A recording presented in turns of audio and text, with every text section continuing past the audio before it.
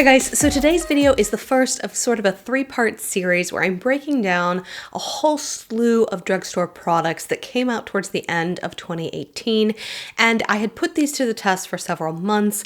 In the springtime of last year, I had done sort of a drugstore roundup where I went brand by brand, talked about everything that had launched, talked about what I had chosen to try and why, and then what the results of kind of me playing around with those products were. When I kind of ran out of time towards the end of 2018 and the beginning of 2019, kind of got all kerfluffled. If you want more information about that, I've got a super long try to get ready with me video you are welcome to watch to kind of get caught up on all of that. But what I've ended up with is a big pile of drugstore makeup that I have yet to review for you guys, but that I have really put to the test over a several month period of time. So I asked you guys if you felt like it was too dated in that video. So in that Get Ready With Me video, I asked you guys if you thought that this makeup was too dated. So in that Get Ready With Me video, I asked you guys if you thought this drugstore makeup was too old, like you felt like all the reviews were out. And the resounding opinion seemed to be, no, go ahead and review it. We oftentimes wait for 6 months before we're picking up something new at the drugstore anyway. So with that in mind, I decided to sort all of the products that I tried for fall releases from the drugstore last year. These are all cruelty-free items, and what I did was I sat on the floor, I put them all down in front of me, and then I kind of went through them one by one and put them into 3 buckets, actual literal buckets. I put them into these little IKEA containers that I use for sorting makeup before I film a video, and they went into one of those 3 little buckets. One, products that I didn't care for, that I had a really bad difficult time with, those immediately went into one bucket. So that will be a video in the future where I share kind of products that I would avoid and why. Then I had a separate bucket, which is like the best of the best, the things that I enjoyed the most, the products when I picked them up, I went, oh my gosh, I love this product. I love reaching for it. I love everything about it. Like, these are awesome, super fantastic products. So that was the second bucket. And then the third bucket was kind of whatever's left. So it didn't make it a bad product. Clearly, I didn't have a visceral bad reaction to that product, but it also didn't make it into like my favorite products from the things I tried in the fall either. So today we're going to look at my favorites. Then we're going to move into sort of that middle bucket, things that didn't like overwhelm me with awesomeness, but weren't bad products either. And then the final video will be the kind of Debbie Downer video. It will be all the things that I didn't care for and why. So I'm going to try and get through all 3 of these videos today. We will see if that happens. I have about an hour and a half to film, so that's probably... yeah, that's totally unrealistic. I'll probably be able to film 2 of these, and I'll have to come back and film a third one later on this week.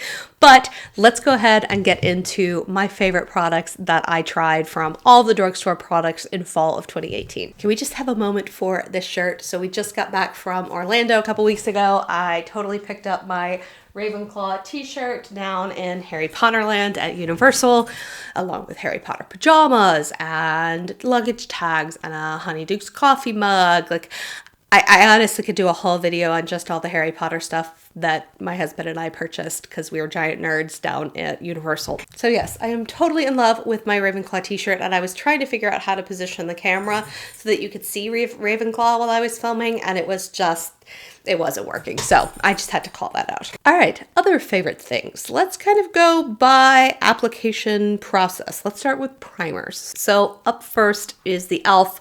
Poreless Putty Primer. So a lot of you guys were asking me what I thought of this compared to the Tatcha primer. I had purchased the full-size Tatcha primer, and then about 2 weeks later is when E.L.F. released the Poreless Putty primer. I'm actually glad I had both of them because I am able to compare them side by side. I will say this is a lovely primer. Clearly, I have it in my favorites. I do think that if you've been curious about the Tatcha primer, I would encourage you to probably go this direction just for the price point, unless you really, really love the packaging and just the aesthetic of having Tatcha. I do think they're very, very, very, very similar. I've seen a number of reviews where they actually compare and contrast the ingredient profiles of both of these products. And the assessment is basically there's a lot of ingredients that are very, very similar between these 2 products. They are not dupes for one another in that respect. What you are giving up when you move from Tatcha to the E.L.F. primer are a couple of things. One, this is actually loaded with anti-aging benefits. Those are not in the E.L.F. product. For me personally, I already have an anti-aging skincare routine that I love, so anti-aging products in my primers is not necessarily a necessity. It's a nice to have. It's not a need to have. So when I hold them both up, they're even the same pinky tone. I mean, I'll give E.L.F. this. They really they did a good job duping this product. The other difference I would call out between the two products though is that I do think that the Tatcha one is slightly more moisturizing. It's a little creamier feeling, and you have that silkiness and that creaminess in the Tatcha one. So it really glides over the skin and is a little more moisturizing than the E.L.F. one is. I do wonder if you have super dry skin, if you would enjoy the E.L.F. one. You'll have to let me know if you've tried it and you have super dry skin. It has a nice silkiness to it though, so I have a feeling that even if you have oily skin, or excuse me, dry skin, you would probably still be okay. But here's the thing. Ultimately, the real test for me was putting these side by side on my face, one on one side, one on the other, applying the rest of my makeup the same, and trying to really see if I could tell a difference during the application process, a couple hours later, and at the end of the day. I didn't really notice a huge difference. I felt like the Tatcha one was maybe slightly more moisturizing and slightly held on to my makeup slightly better at the end of the day, but I was really looking for a difference. I don't think if you had come up and stood in front of me, you really probably could have told the difference. So I do think E.L.F. has done a great job with this Poreless Putty Primer. It is a lot more compact as well. So to be honest, I am probably going to travel with the E.L.F. one and then just keep this one in my collection for the time being, but lovely product. I actually have 3 foundations that have made it into my favorites. I'm shocked. So when I started sorting things into bins and I tried a number of foundations in the fall, I ended up with 3 that I love. And I don't usually find love foundations a lot. So let me share with you what those are. So first up is a foundation from number 7. This is their Lift and Luminate Triple Action Serum Foundation.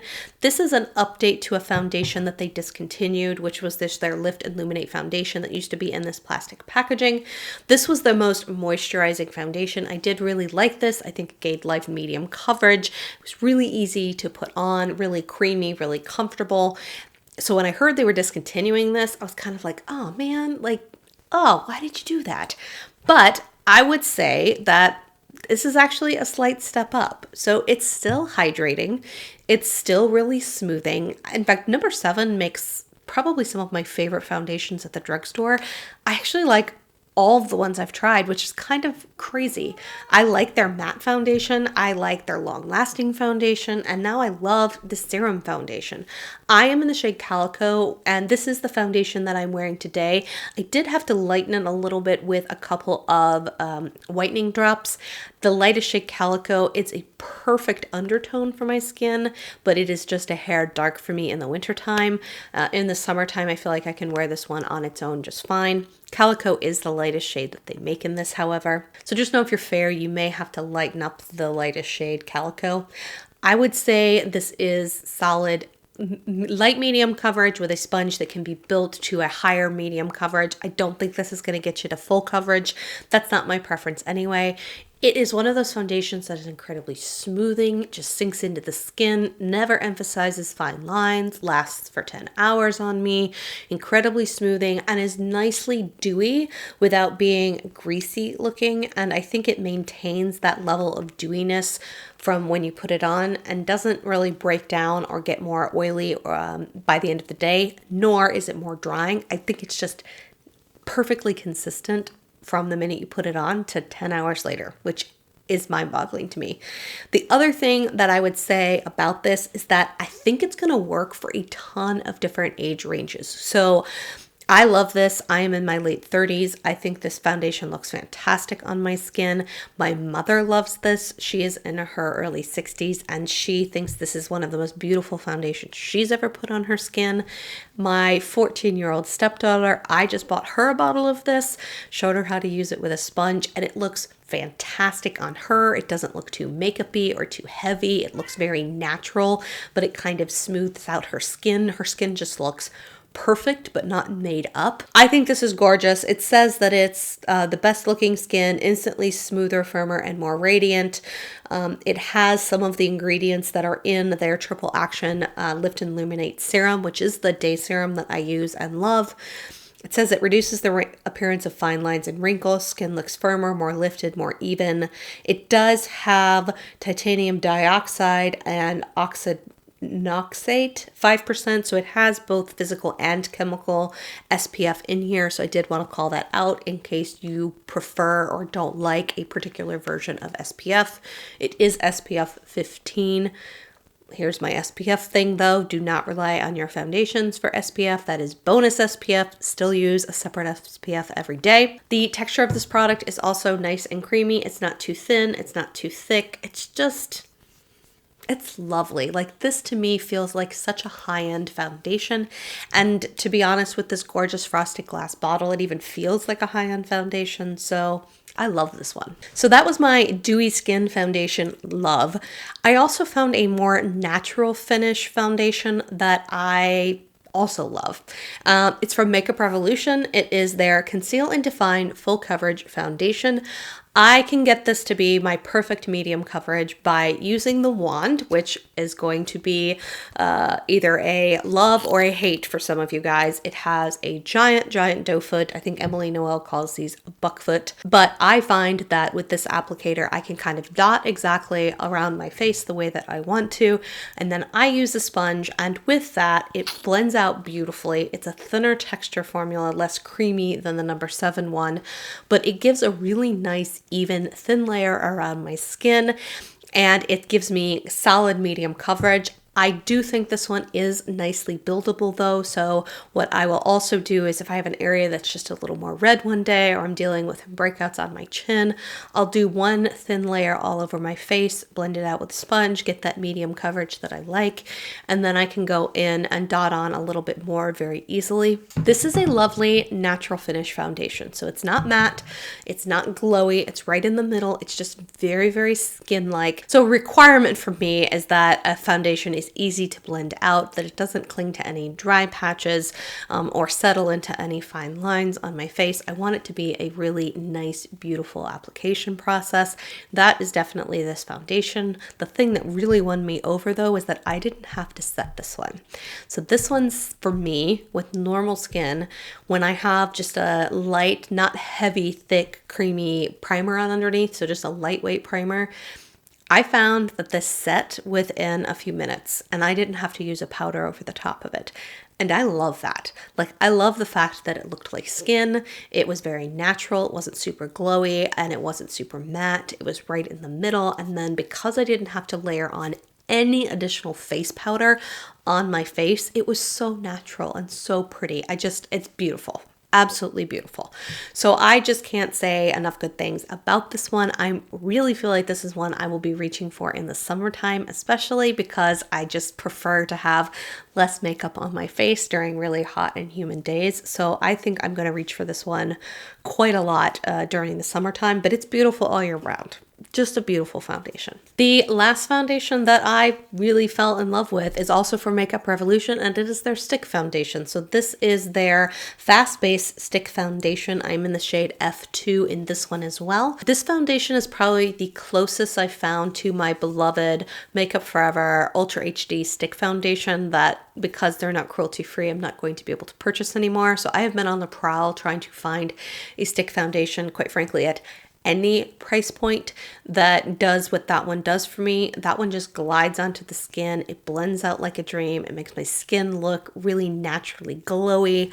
And I think this one does a nice job. It is very hydrating. So I think if you have oily skin, you should steer far away from this. The other call that I would have about this is that it's a very emollient product. In fact, it doesn't have a lot of, what's the word I'm looking for? It's almost a little too soft in the stick, and I can make it work without a whole lot of issue, but you really can't roll this stick foundation up too far and put it on. With my Makeup Forever one and with other stick foundations, I've been able to roll them up quite far and apply them and they're fine. This one is so creamy in the container that if you roll it up too far, it's gonna like bend over. It's almost acts like a slightly melted chapstick.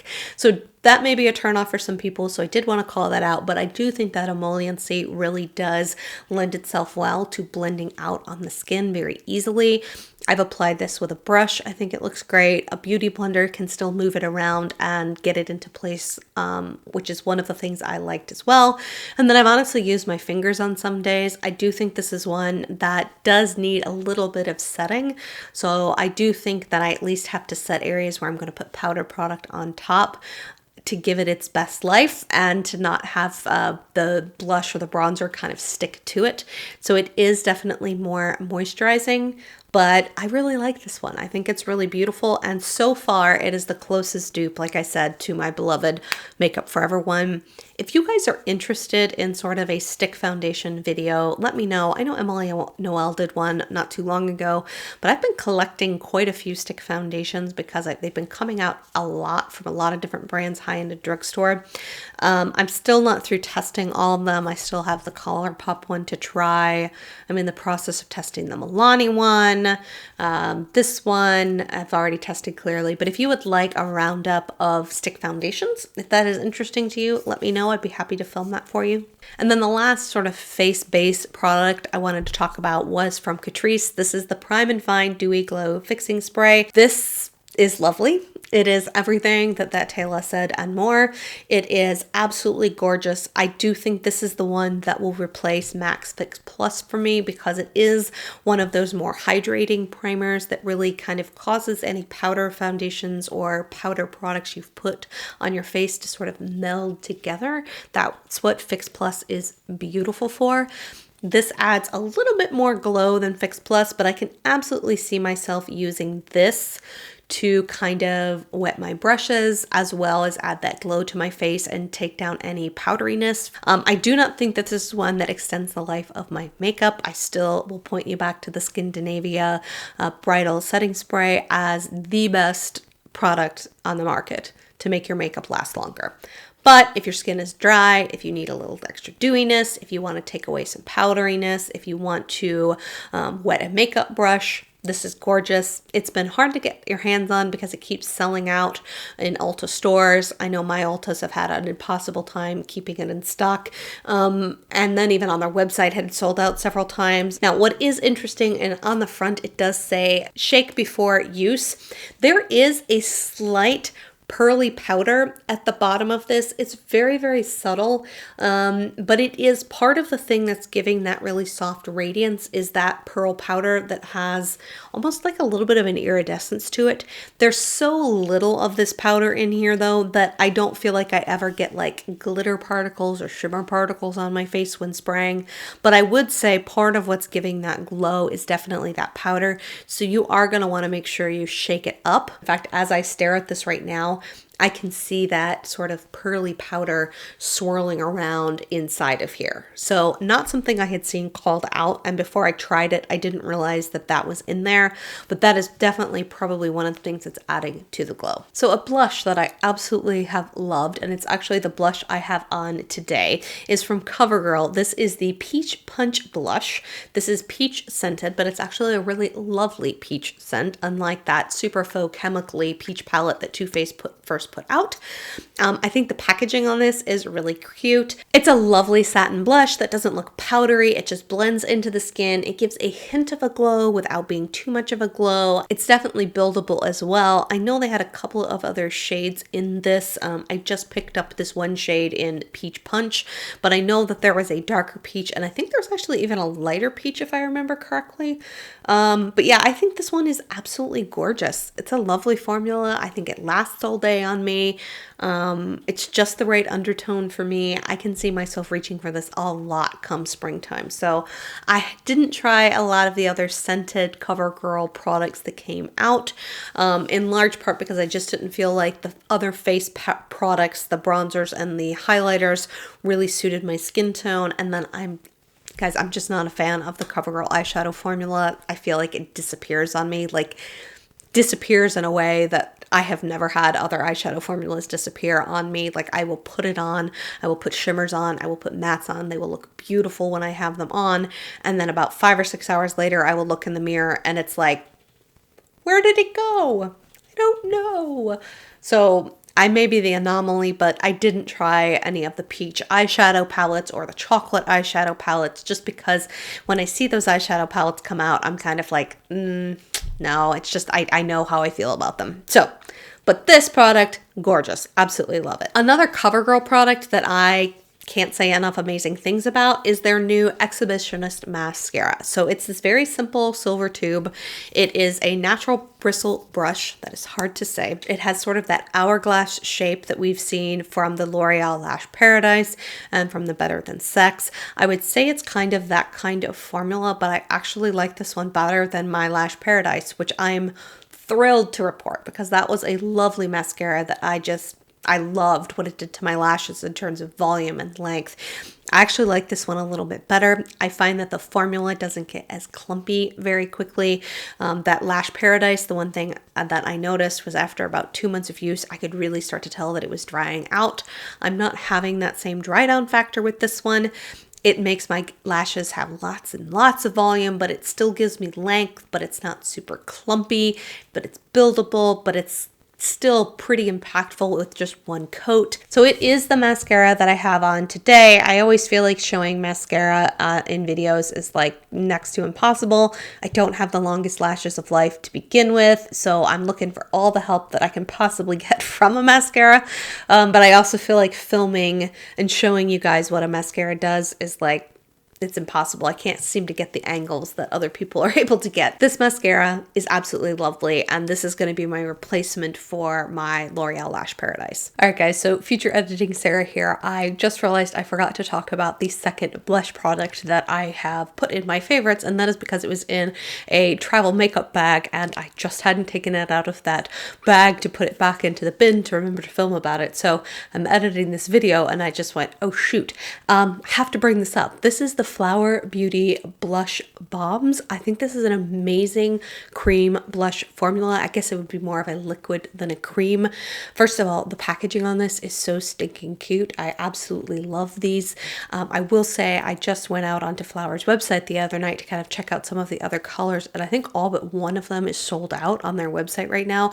So I do think that there has been a really positive reaction to this product out there. I have had an amazing experience with this. I find this so easy to blend into my skin. I never have to worry about clown cheeks. I think that it just melts into the skin but still leaves a beautiful flush. It doesn't disturb the makeup underneath. I think this is a really, really, really similar looking formula in terms of its feel and its texture and how it applies to the skin to the oh so popular Glossier Cloud Paints. I honestly think these products are a little bit interchangeable, and one of the things that I actually love about the Flower ones even more than the Glossier ones is its application method.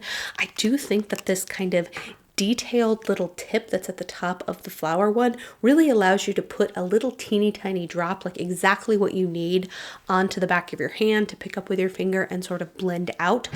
The Glossier Cloud Paint actually has just your standard squeezy tube lid to it, and what I find is that I frequently am squeezing out almost twice as much product as I need in this format. The other thing that I love about this is it lasts all day. So same thing that I find with the Cloud Paints from Glossier. I just find that these two products in particular are really, really effortless and long lasting. And I can definitely see myself reaching for the formulas in both of these, but definitely this Flower one come summertime.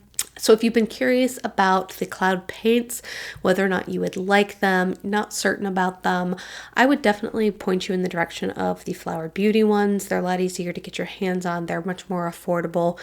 You can pick these up at Ulta, and yeah, I thoroughly have enjoyed these. Hi guys, so it is the next day and I realized I made a total mistake as I was filming last night for the Roundup series. So I had a whole bunch of eyeshadow palettes that I tried that I didn't talk to you guys about, and I have no idea why I didn't remember that. I had pulled all of my drugstore palettes out to do a declutter. I will be posting that declutter here in the future, sometime probably this month, but I put these little stickers on the back of the palettes so that I would remember to pull them back out and talk to you guys about them in these videos, and I spaced. Let's start with what was probably my favorite two eyeshadow palettes, and these are actually from Kokie Cosmetics. So these are their little 9-pan eyeshadow palettes. I have Act Neutral, and then I also have Unearthed. So Unearthed is a very beautiful warm toned palette, and then Act Neutral is actually a really good cool toned palette. And so when you think about good cool tone palettes at the drugstore, this one is way up high on my list. I love the mattes in here. So you've got 5 mattes and 4 shimmers in this palette.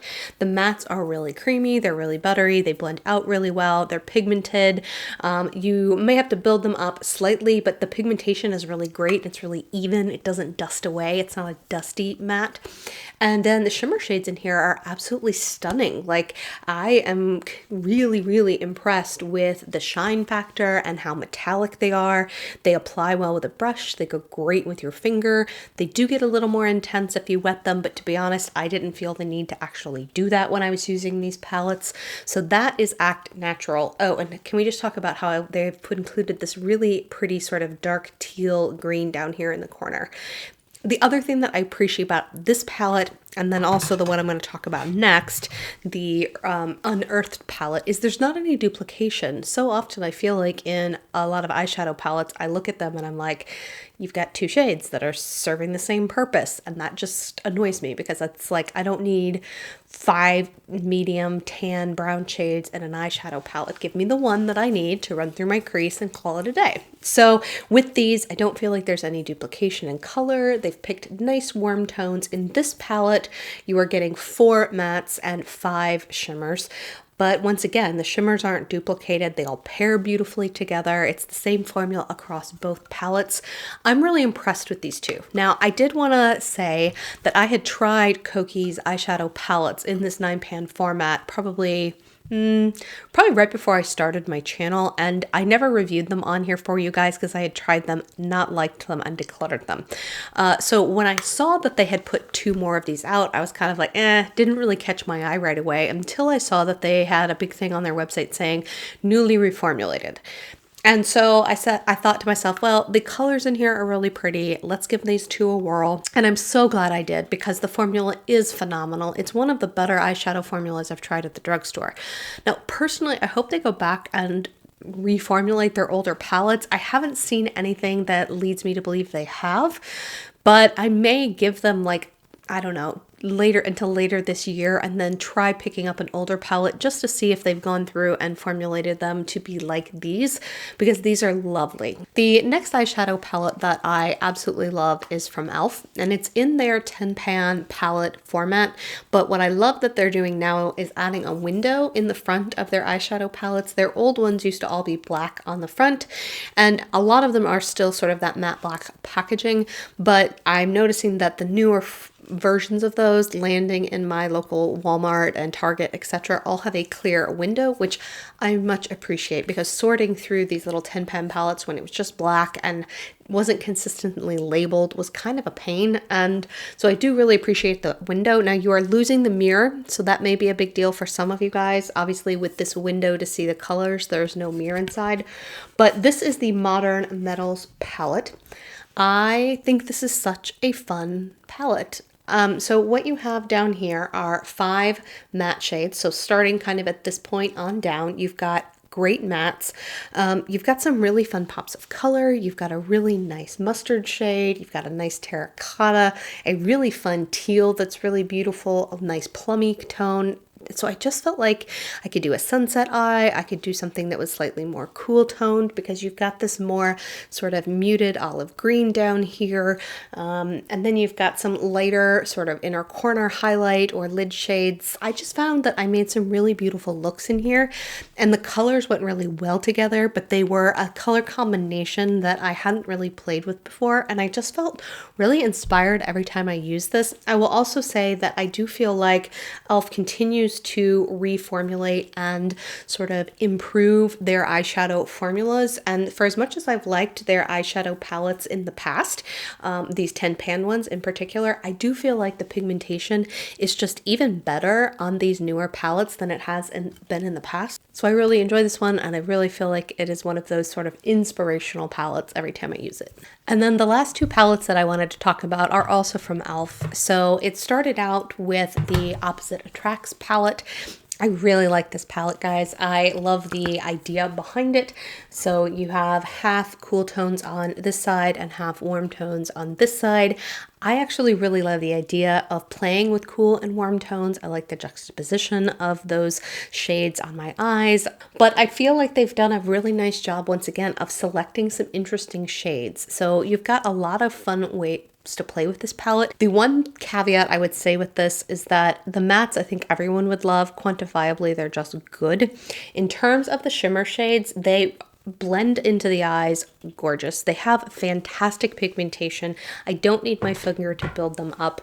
They really do have just lovely pigmentation, but they are more of a satin formula. So if you are somebody who loves that very almost like wet to the touch, creamy sort of Anastasia wet look sort of metallic eyeshadow, you may not love the shimmers in here. They may feel lackluster to you.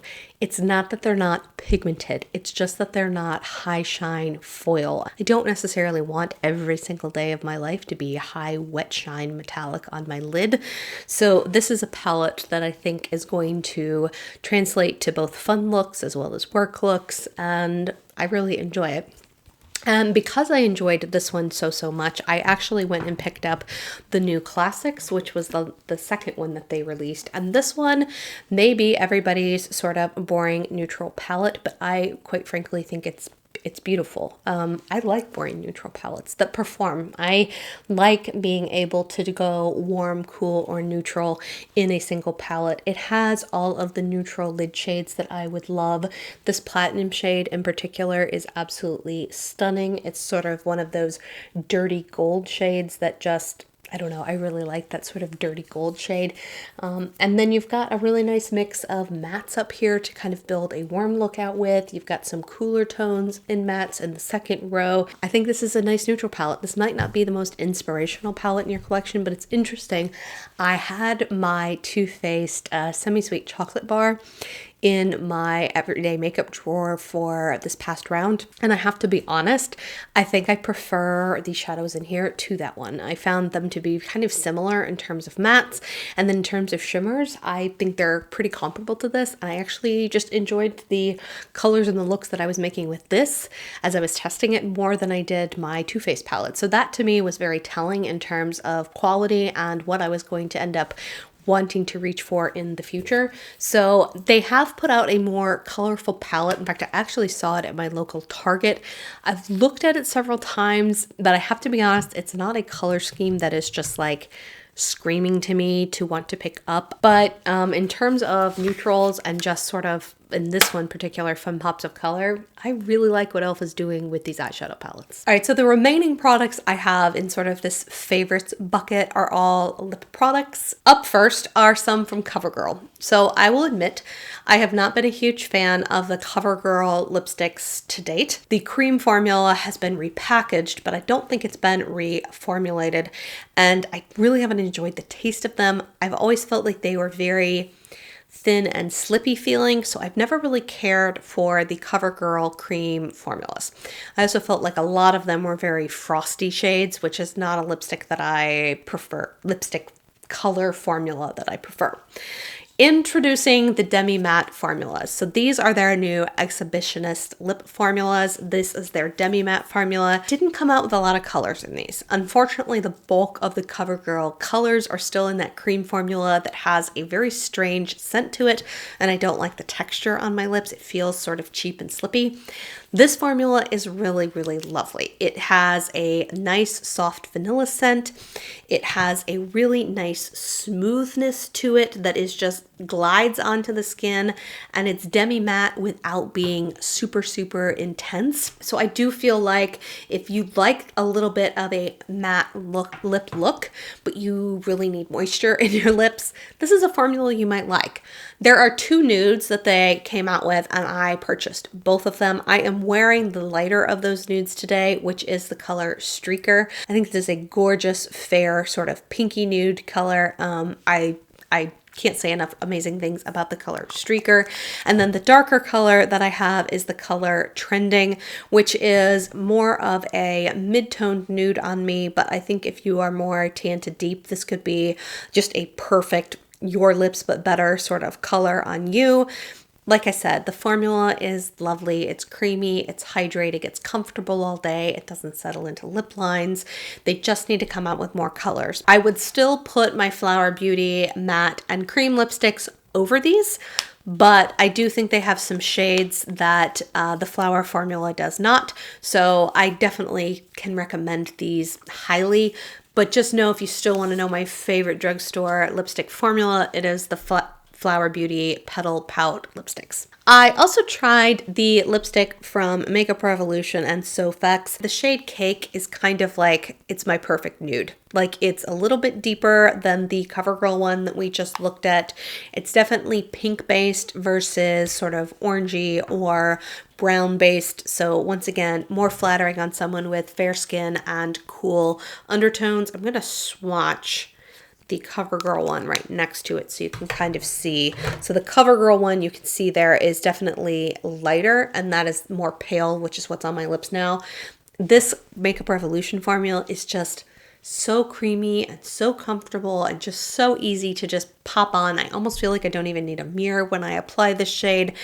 If I'm being totally honest, I probably have this shade several times over in my collection, but it's a really beautiful formula, and I've not really tried a whole lot of Makeup Revolution lipsticks before, and I've really enjoyed this one. So if you were wondering about my lip look when I said I was wearing that Demi-Matte CoverGirl lipstick and my lips look really shiny right now, it is because I do have a lip topper on them, so a lip gloss, and it is from Makeup Revolution. So they did this whole jewel collection, and it was either gold, silver, or rose gold sort of cap. I did really enjoy the lip gloss shade that I picked up. So this is their lip topper in Exquisite. It's this really pretty sort of light, I would say champagne silver, but it's got a hint of pink to it. It's a really beautiful formula. I do think it pairs incredibly well with like nude lipsticks, and actually with a lot of lipsticks, because it is a thinner formula. It's not one that I'm going to wear on its own. The shimmer particles in here are super finely milled. In fact, I would almost call it a pearl versus sort of a glitter. It's not sticky or gloopy. It's very gel-like and has a nice slip to it, so it feels really comfortable on the lips. I think it works really well with all of my more pinky-based nude lipsticks that I love. I do have to acknowledge that they've completely knocked off sort of the Fenty lip gloss bottle, this sort of octagon-shaped acrylic bottle. That is a total knockoff. In fact, there was even a shade that was pure sort of silvery white pearl pigments versus this more pinky pearl. That one appears to be a very similar dupe to the, what was it, the Diamond Balm that Fenty put out in their gloss. And then the last product I wanted to talk about is a formula from Burt's Bees. I didn't really see a lot of people talking about these. In fact, I didn't feel like there was a whole lot of hype about the Burt's Bees products towards the end of last year at all.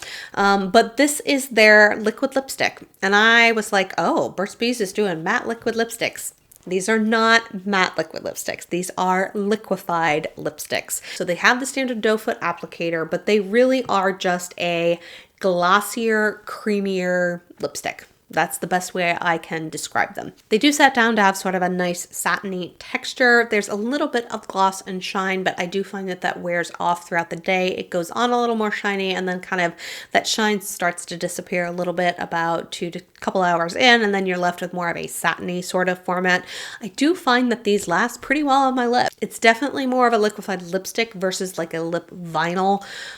It's not overly tacky. It's not overly goopy feeling or sticky feeling. It's definitely comfortable on the lips. I've actually really enjoyed these 2 shades that I've picked up. So I have Sandy Seas, which is more of your traditional sort of warm nude. And then I have the shade Blush, which is more of a soft muted pink. Blush does have a slight shimmer to it, but I wouldn't consider it to be frosty, so it doesn't really annoy me the way that frosty lipsticks do. They have a fruity scent to them. They're not overly pungent in the scented variety either. Pretty much as soon as it got to be wintertime, all I've wanted to do is wear comfortable lip products. These are fairly comfortable. And so if you like a comfortable lipstick that is a little bit glossy and you like the wand application from some of the matte liquid lipsticks, but you don't like the matte feeling, you might really enjoy these. Okay, so that wraps me up for all of my favorite products that I tried from the drugstore releases last year. Let me know what some of your favorites were down below. Have you tried any of these products? Did any of them catch your eye? Would love to chat with you guys about some of the favorite things that you have been trying. Look forward to 2 more videos, one kind of reviewing that middle bucket of products, and then also going over my least favorite products that I tried. I hope you all are having a great day. Talk to you soon. Bye.